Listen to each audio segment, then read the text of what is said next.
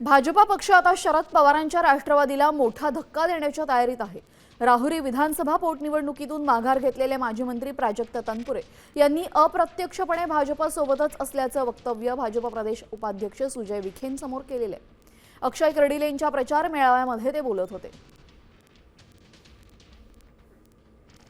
पण मी माझ्या कारकिर्दीत शेतकी अधिकारी पण झालेलो आहे आणि मीच आता तुम्हाला तोड देणार आणि आता मीच बरोबर सगळं मार्गी लावणार।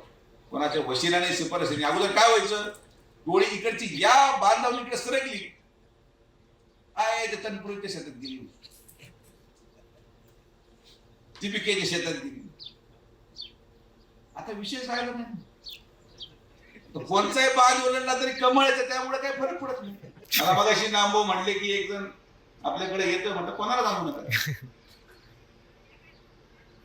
एक एक एक एक कशाला करायचं पॅकेज।